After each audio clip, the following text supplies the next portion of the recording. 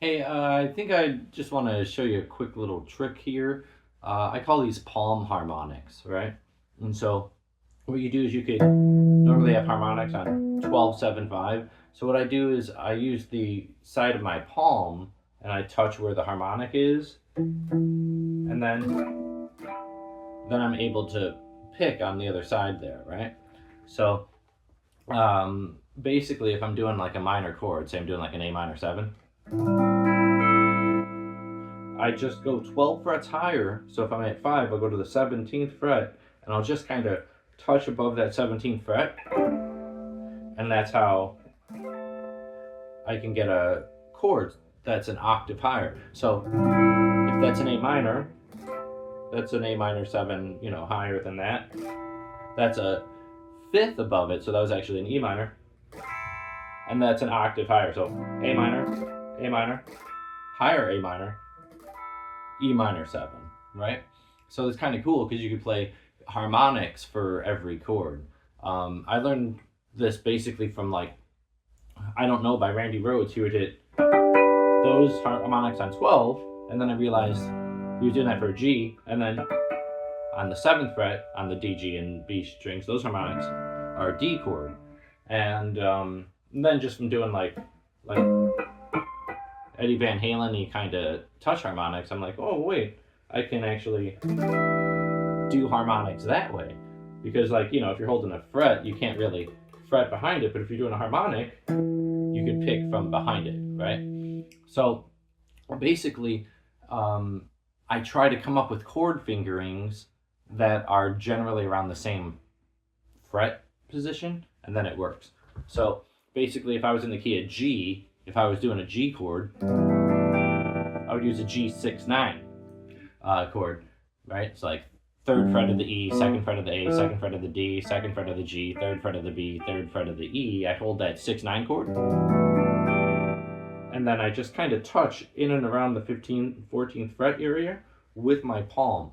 So I have my palm facing like this, covering that string directly above the fret, and then I hold the pick here, and I can kind of get that chord, right? Something like that. And then I could do that to get the chord, the octave, and the octave higher, and the fifth above all these chords. So if I was in the key of G, that'd be a G major.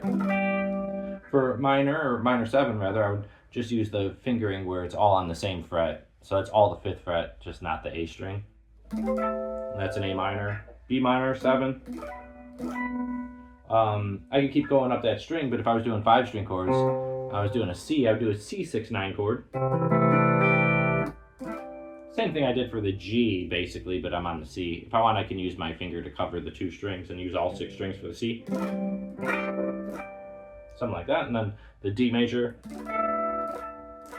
For a 5-string minor 7 or whatever here, I'm just going to hold 7, 7, 7. It's like a minor 9 chord. And then for the F sharp half diminished chord, 9, 10, 9, 10, just kind of follow in that area. Or I can move down to the 6-string version of a minor 7 chord. It's like an A minor with the F sharp in the bass or whatever, minor 7 flat 5. Going back to the G major. Try to get that to come out a little better. So for A minor, right? And that's kind of cool. There's also I was learning Secret Loser by Ozzy one time. Somewhere in there it goes like and then it's a C. I don't know if he does it like that or touch it with the first finger. Use this pinky. Never knew how he did that, but that's kind of a cool trick. So I always like to use these harmonics for things, right? You know what I mean? So you have these chords, and harmonics are really cool for stuff like that. So see if that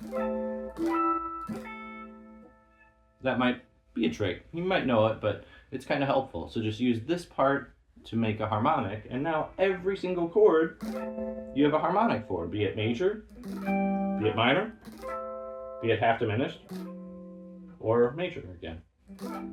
And then you have the chord that's an octave above the one you're holding, 2 octaves above the one you're holding, and a fifth above the one you're holding. So this is A minor, this is E minor. Right? Kind of a cool trick. Thought I'd show you that. Hope you're well. Thanks.